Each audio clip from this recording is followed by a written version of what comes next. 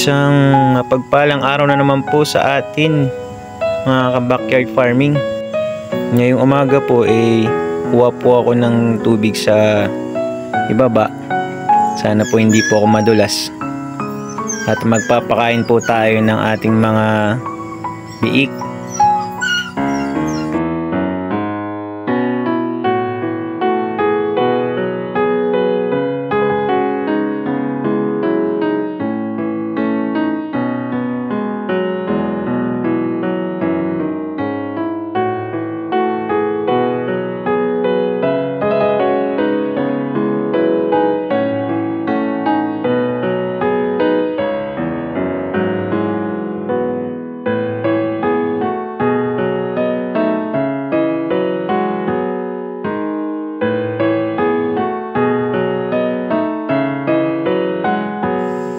At ayan, natapos na.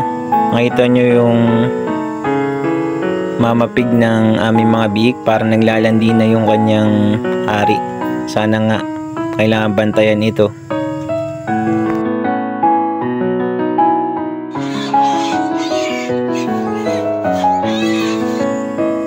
At yan, narinig nyo kung gaano na sila kagutom. Ganyan sila kaingay kapag talagang gutom na gutom sila.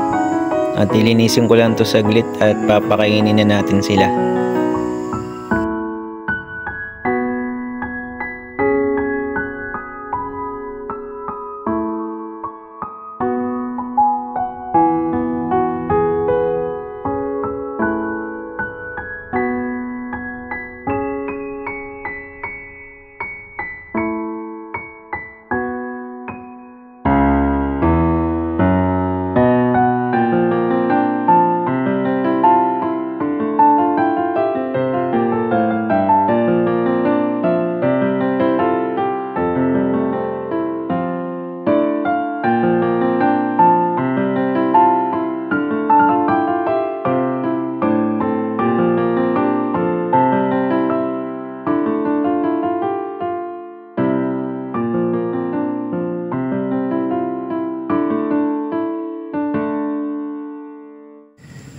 Habang kumakain sila dyan, hinahanda ako naman yung kanilang inumin.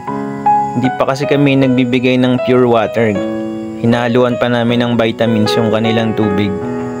Para talagang habang nainom sila, meron pa rin silang vitamins na nakukuha.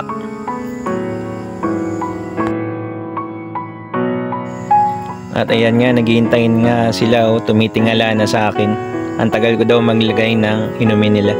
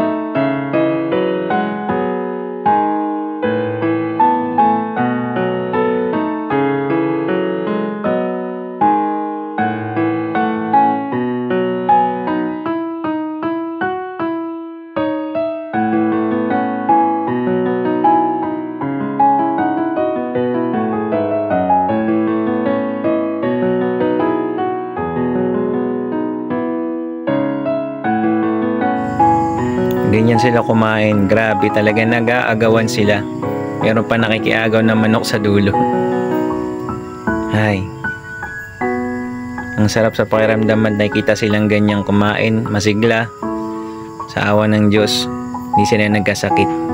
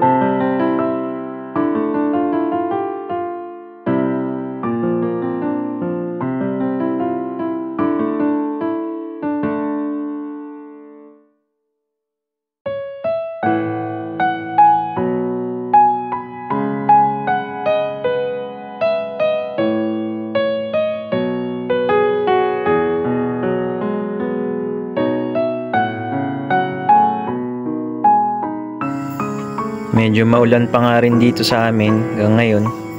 Kada araw ay umuulan. Ayan ang kanilang nanay, sumisilip pa sa pintuan. Hiling sana namin talaga na maglandi siya kaagad para makapag-produce ng mga bagong piglet. Sana ibigay ni Lord.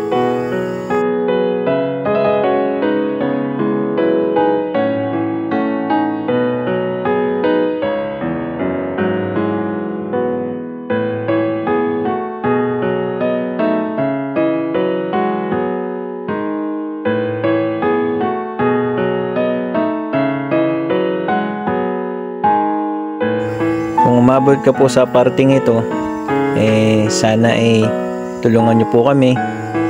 Pakipindot naman po ang subscribe button upang makatulong din po to sa aming channel at sa papalago po ng aming munting channel. Hanggang sa muli po, sana po pa-comment din po ng mga iba pang mga tips para sa pag-aalaga ng aming mga biik at mga baboy at iba pang mga hayop sa ating backyard farming. Maraming salamat ulit. Hanggang dito na lamang ang aming video.